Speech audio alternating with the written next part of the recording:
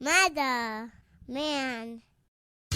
Hey, what's up? This is Morgue Mike. You listen to Murder, Metal, Mayhem. Spreading faster than a case of the clap in a trailer court.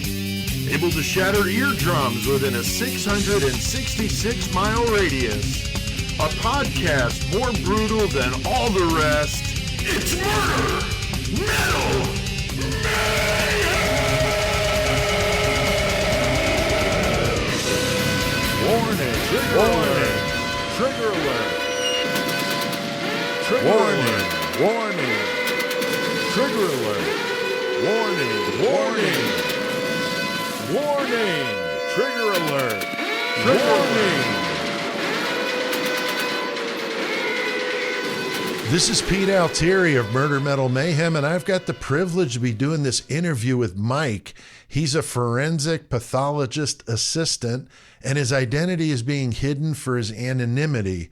I appreciate you doing this interview with me, Mike, and how is it going for you today? It's going great, Pete. Thanks for having me. Excellent. Yeah, you're a longtime listener of the podcast, so it's great to have you on and finally get to. I can see you, but the viewers, you're obscured for your anonymity. So, right. But very cool, man. I've definitely been looking forward to this. It should be a lot of fun. But we're talking about something very serious. But you know, you're a Murder, Metal, Mayhem listener, so you know we like to have a little dark gallows humor here. So a forensic pathologist assistant sounds like a very interesting job. So why don't you kind of let us know what does that job entail? I mean, because not everybody's going to completely get what you do. Well, what we do is when someone dies and they have to come into the medical examiner's office, we have to intake them, which entails bringing them in, putting them onto one of our stretchers. Then we have to weigh the body, measure the body, get those stats, enter all into the computer, undress the body, catalog the clothing they have, any personal belongings they have, and if it's anything of value, we put in a safe, and then we basically take the body in for pictures. It needs pictures of how the body came into us. And in certain types of cases, we need to X-ray the bodies, and that's everything that first starts before any thing goes on with any kind of autopsy. Or there's 3 different things that we can do with a body. If someone comes in and they die at home, and it's been a certain amount of time, 6 months or so, since they've seen their personal doctor, one of our doctors has to sign a certificate for them. So it's called an external exam. So we can do that. We can do an external exam that we take toxicology on. And then there's, of course, the autopsy, which is, we only do full autopsies where I am, which is body and head. Okay. Now, does everybody get an autopsy, or is it just certain cases? There's certain cases that have to be, like anybody that dies in police custody, and if they're in the county jail, they have to be autopsied. Then there's cases where families don't know why someone died, so they want to know, and then we do family requests. We do a lot of cases that sometimes seem like the cause, but families still want to know, so we go ahead and do the autopsies. How long does it take, like typically, for like an adult autopsy from beginning to end? Usually anywhere from hour and a half on, usually about an hour and a half, 2 hours on one case. Some cases are quicker. Some cases take a lot longer. Sure. It depends what happened. Like a homicide case, they could take hours and hours and hours. Oh, I could crazy. See that. Yeah, I mean, enough of the true crime stuff I watch, I can only imagine it. Really fascinating. So, what kind of education and training, Mike, do you have to do the job that you do, and how long have you been doing it? Well, where I am, you need a degree in science. So what I had was an associate's in applied science, and I majored in mortuary science. I went to school to be a funeral director, is what I Okay. went to school for. So I got my funeral director's license, and I did that for 6 years, and then I got the opportunity to go to the medical examiner's office. So I went there, and there I just did it was on the job training. Wow. Like, yeah. Interesting. Interesting. So And how long you been doing it? I've been there 20 years. Wow.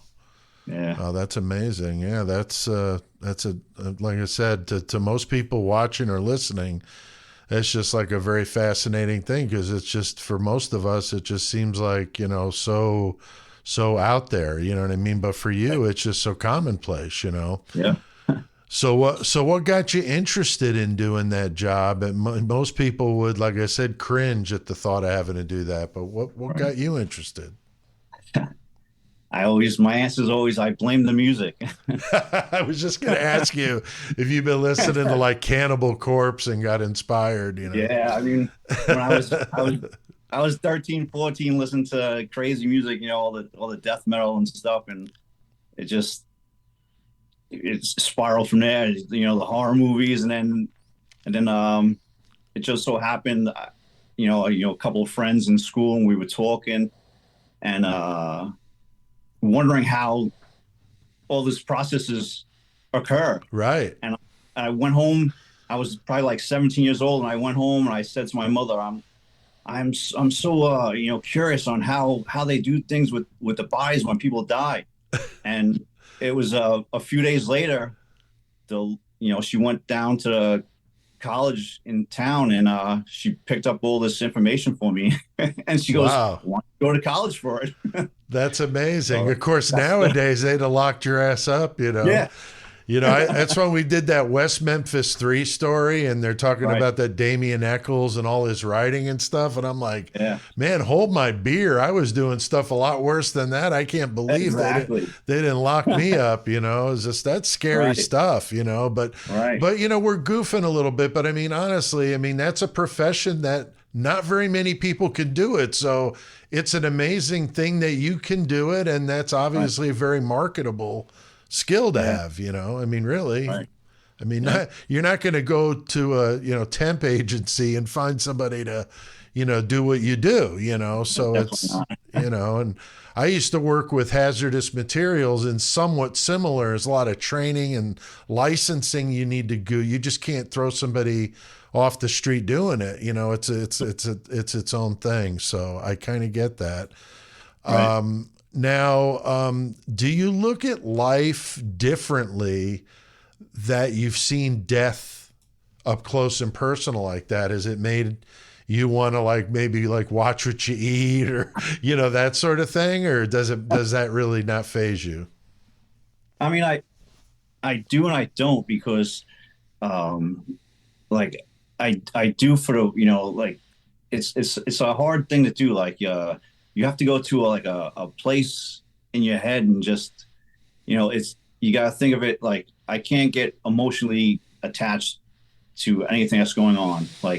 No matter what the story is, how sad a story it is, about how someone died, Right. you can't get yourself roped up in it, because then you'd be a mess. You wouldn't be able to do it every day. So Sure. it's like you have to go to a certain place in your mind, and then it takes a toll on you, because you bring it home, and you're just like, your emotions are shut off, and people ask you, why aren't you reacting to this? And it's like, this is how I have to be.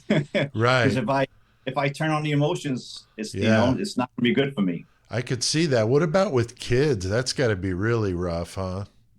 Little kids and stuff. Yeah, I've seen a lot. Yeah. I've seen a lot of. Yeah, I know. I had friends in the fire department, and they're talking about going at the scene, of a wreck, or Right. somebody offing themselves, and just really, really takes its toll. I mean, because like you said, you have to somehow figure out a way to kind of compartmentalize it, or as BTK would say, cubing, and put it somewhere different. It's I mean, I've seen kids that were murdered, and it's crazy to think, like someone would do that to their own kids, or Right. or in an accident, something happens, and it's you just gotta kind of like don't think of it as like something that you can think on personally. That don't attach it to, like, if you have kids or little kids the same age, you can't Right. try to attach it to that, because you'll be a mess. Yeah, I could see that. I'm sure there's a burnout rate's got to No. be pretty high with that job, I would Oh, assume. definitely. Yeah, people that were there years before me. This is the time, 20-year mark. It seems like everybody burns out. So you about ready to be done then? Yeah. That's good. That's uh, good. it's That's good. I was 30 years and I was like, okay, I think I'm done here. So right. now Yeah. this Harvard morgue scandal, Mike, that's the main reason we're here doing this, but I wanted to Absolutely. get a little background.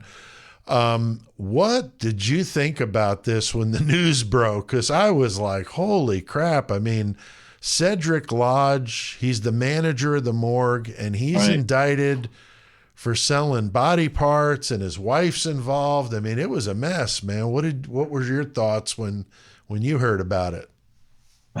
My thoughts were, here we go again. Everybody already thinks we're ghouls, and they're gonna, they're Oh, gonna look at sure. they're gonna look at what this guy did and thinks, oh, everybody must do that around the country, and, like, all the offices. Here we go. I never You thought know, about that. That's interesting. right. Yeah, I'm sure. Because it's not, this isn't the first time this has happened, but this is Right.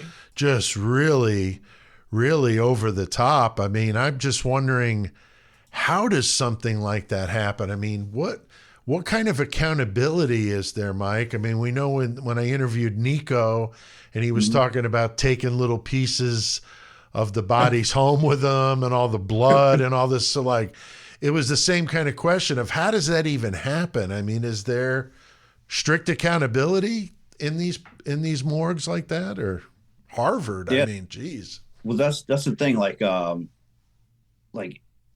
where I'm at, everybody has a key card, and you have there's certain doors that you have access to, and certain people don't have access to those doors. So they know who goes in and in which doors, and it's marked what time you went in the door, who you are.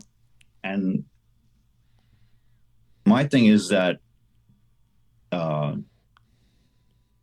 if nobody's looking for something, it's probably gonna not be something that they catch right away, because if you're not thinking anybody's doing anything wrong, you're not going to pull someone's card and say, okay, why'd you go in this door at this time? Right. There's no reason for you to go in there, or something happened in that room. Let's pull the card. Like, if there's no one looking for something, they're probably not going to find it. Yeah, I mean, if that's like the last thing people are thinking about at Harvard, I'm assuming, is Right. that somebody's doing that, because that's just absolutely over the top, and that's probably what he realized he was going to be able to get away with this, Right. But that just always made me wonder, like, man, that just seems like somebody would get caught. But I mean, these were bodies that were donated to Harvard for their anatomical gift program. And I mean, I can't imagine, getting a hold of these families when something like this, breaks. I mean, what kind of, I mean, who would deal with that at that level, do you think? I mean, So, when something like that happens, it's the top people there. The administration is going to look hard on people, and they're going to look into what's going on, and they're going to be at fault themselves, because everything right. starts from the top and goes down. Mm-hmm. So who they put in charge, who they allow to Right. have access to certain areas. Right. And with this guy, he's giving basic tours. I know. I couldn't believe that. Well, People that wanted to buy body parts Right. were allowed into the morgue to, like, pick and choose like they were at, like, Ponderosa Steakhouse or something. Like, what in the world is going on with that? That just totally floored me. Like, what the balls on this guy was just really unbelievable. That's just outrageous. I mean, do they let people just I mean, you said you have key cards. I mean, how do you handle like visitor? Like, would that be able to be done, or to be able to let them in without some sort of roster of who's coming in and out, that sort of thing? There could be, because like where I'm at, the back door to the morgue, there's a button that's connected to the door, and you can, when someone, like, say for instance, when a funeral director comes, they don't have their own personal access to it, so you have to let them in. So you basically buzz them in so they can come in that way. They're on camera, but if nobody's watching the cameras, nobody's, like, who's looking at the tape and going, you know what, let's look at, Right. September 2nd at 3:00 and who came in the door. Right. With a backpack or a duffel bag or something, Yeah. Nobody's going to think there's like a foot and like a hand in there, Like you said, if you're not looking for it, I could see where it could go, unknown for quite some time. But, it's just, this was going on from 2018 to 2023, and they're saying it could involve 350 to 400 bodies. But these people weren't very smart about it. I mean, they were using the mail, they were using PayPal. Like, I saw one of the PayPal transactions had brains in like the PayPal message. Like, seriously? It's not the smartest. No. You would think you would put up like code words for it, not exactly, and putting brains with like so many eyes. Yeah, a bunch of eyes in it. Yeah, so stupid. Yeah, it used to. It reminded me when I heard that. I remembered when I played in Low 12, a guitar player, Tim, had gotten an old web TV from like a pawn shop, and it didn't have a keyboard, so he had to use his remote to like type messages, like old school text message. It was so ridiculous, but because it took him so long to type a message, he just put "we eat brains" in the subject line, and then the body of the email was just gibberish, and he thought that was really funny. So when I heard that, especially with the eyes, I was like, that would be something Tim would have done, it's just goofball. But yeah, that's just really dumb. I mean, to not cover your tracks at least somewhat. I think they just got real, lazy about it, like we hear about with serial killers. Bundy said, the first one, you're real careful, and then you just start getting lazy, and we do those stories a lot. That's how so many people got caught. They're so used to it, they just get lazy, and they don't think like they used to. And I mean, to have that many possible, bodies that parts were taken from is just insane. The amount of, I mean, there must have been so many bags going in and out of this morgue. I know. Plus, you're on the campus of Harvard, so I mean, yeah, it's just so bizarre that they pulled this off. And I saw some of them he was bringing to his house in New Hampshire and doing whatever he was doing there, and then his wife was helping him, and they were shipping them out, and it was just quite the operation they had going on there. It's just really just nuts to think for 5 years this was going on. I mean, think about that. 400 bodies. That's like almost 100 bodies a year. I mean, that's nuts. Yeah. So I heard, we were talking about the buyers that they let to come in. I just that just really blew my mind. But most of it, I think, was done at the house. But they were letting some of them come in. Maybe their Patreon members got to come in and they had some kind of Patreon set up or so. I don't know. Wouldn't surprise me. It really wouldn't. And it's alleged that Lodge took the body parts, they said, to the Goffstown, New Hampshire, and his wife Denise was part of it. And then there were 2 other people attached to this, or 3 others that were attached to the case that were, buying and selling these, for whatever their business was. So certainly a market for it. It's just really, really crazy, to think that, that there'd be that many people that would want that stuff, Right. People are a fan of the macabre. That's what it comes down to. And they're not thinking of it as like this is someone's loved one. That they're just thinking, oh, this is cool. I got, I'm getting this body part or something. So Yeah. Yeah, I can't understand it because that'd be like the last thing I would want in my house, that's for sure. yeah, Jesus. Now, one of these buyers, Katrina McLean, she was buying skulls from Lodge to use for these creepy dolls right. that she made. Did you see any of that kind of Yeah. stuff? I watched a couple of videos Did of you? hers on YouTube. Oh, shit. Some of them are pretty cool. How she made the like the faces to make it look almost like some of them almost look like a decomposition setting in Yeah, the I face. saw that.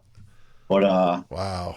yeah, I mean, she must have had a market for people that like those kind of dolls. Yeah, there were some dolls that were holding a real human skull. That's what she bought some of the skulls from him. Like, That's crazy. wow. I mean, yeah, that's really messed up. So she's in hot water now, of course. And Yeah, then the guys that got busted, Joshua Taylor, I don't know a whole lot about his story, but Jeremy Pauley, yeah, he's the one that's just like a freak show.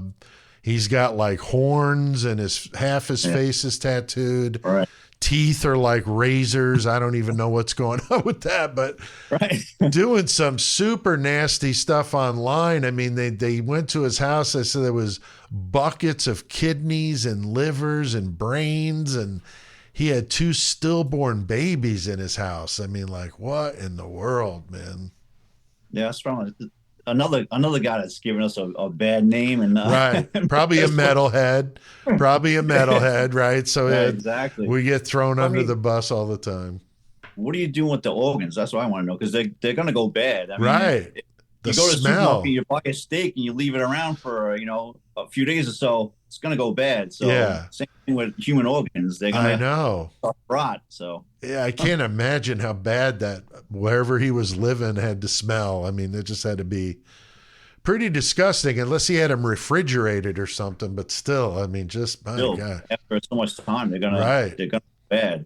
Exactly. Yeah, I don't know what he was doing with them either, but just horror show stuff. But he's been in trouble with the law before, I saw. So he's kind of was on the radar apparently. So they got this guy for you know going across state lines. It's a federal bit now because it's mailing it. So he's definitely in a bunch of trouble. And the fact that they were using PayPal and everything, just documenting it and just really Right. hanging themselves with it. Yeah, I yeah. mean, I don't know.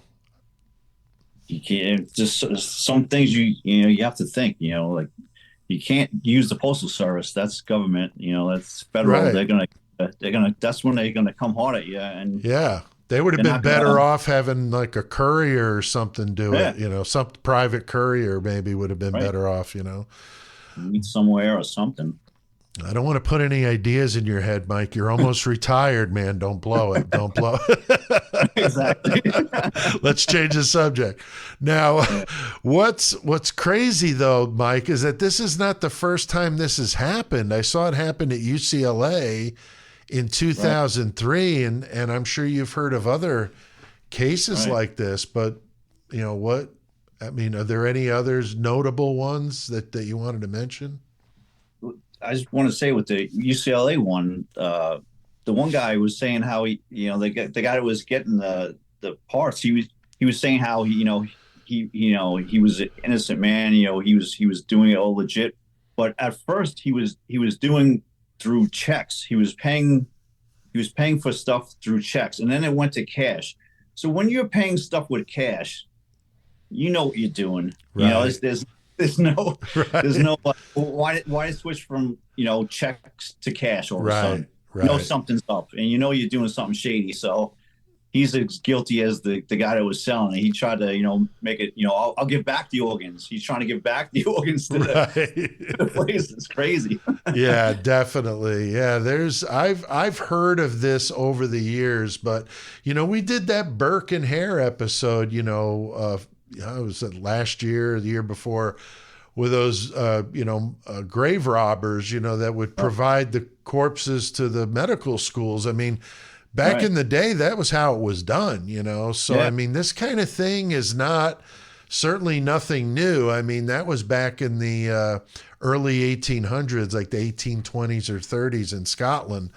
But, that's been going on, for a long time. I mean, the selling of bodies, and like you said, people love the macabre. I mean, we talked about the Ilsa Koch episode where there was all these, tattoos. She kept the skin with the tattoos, and people were buying those, and the lampshades and stuff like Ed Gein style. I mean, people are just drawn to it. And like you said, being that we're metalheads, especially the more extreme stuff. I mean, there's a lot of, songs about this stuff, but when you can, what a lot of people don't understand, what you and I understand it, but a lot of people don't get it, is that it's okay to listen to that and not be like going out and doing it. You know what I mean? Exactly. So, people don't ever, I never hear people give Stephen King crap for writing stories like he writes. So I never got why metal, seemed to get, more scrutiny than somebody writing horror. And I'm a writer, and I get it. I just, I've always wondered why that kind of stuff seems to get a pass, but the metal stuff seems to, always get the stern look and all that kind of crap, It's always been like that. Like even in like school, in high school, every once in a while, one of these programs will come out and, Satan worshiping. And then all of a sudden, back in the day, you had to wait for, a certain day to watch something. And people Right. walk around, well, Thursday, you're watching the Satan show. I'm like, oh my God.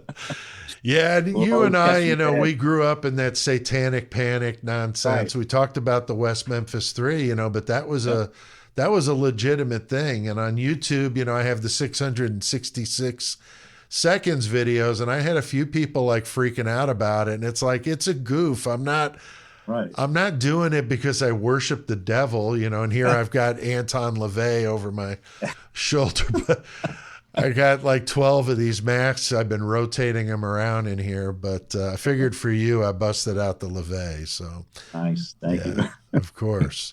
But yeah, I mean, it's just wild to think that this is not the first time it's happened. But of course, now that this is a current case, it'll be interesting to see what kind of time they might get. I mean, I don't know. Yeah, I'm interested in that too. Yeah, because it's the interstate, committing a crime across state lines, with the federal, I'm Right. not sure. And it won't be, if it's a federal trial, it won't be televised. So that'd be a bummer if that's the way they go with it. If it's in New York, I don't know if New York televises trials or not, but maybe it might be county to county discretion. But if it's federal, I found out they don't do any federal trials by camera. Yeah, I think the UCLA guy got I think he got like somewhere maybe like around 10 years or something like that. Really? So I think so. So it's, they're looking at time, Yeah, and I know my dad was a parole officer out there, and there's some pretty rough places. Oh, I don't know if they would send them to where they would send them, but no prison is going to be a good time, that's for sure. So far cry from his life at Harvard, making all that money he was making, but they'll go to Clinton. yeah, Clinton, not good. So anything you want to add to this, Mike? Appreciate you coming on, but anything that maybe you wanted to bring up that I didn't mention, or anything about this topic, or anything for that matter?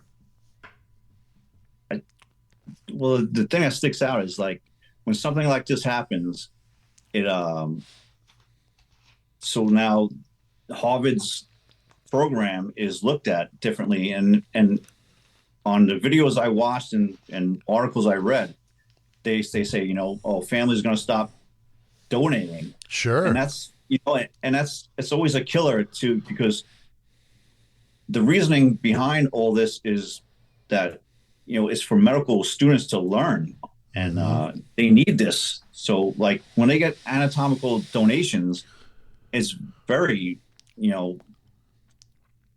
good for them to right.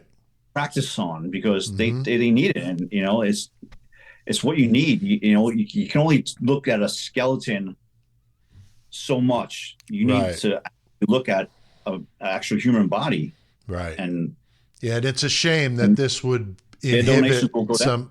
inhibit somebody from either donating Right. money or their loved ones. So yeah, that's a good point. That's definitely a sad thing, because I'm sure it not only affected them but probably nationwide. I mean, people hear Oh, a yeah. story like that, like, I don't know if I'm going to do that with mom, kind of Right. thing. So that's a good point. But thank you very much for doing this interview with me, Mike. I really appreciate you taking the time out to talk to me about such a bizarre and crazy case as this. I'm sure we'll be hearing more about it once it goes to trial. I'll be interested to see how it goes down. Yeah, me too. I appreciate having me on, Pete. You bet, man. All right. All right. Mother, man.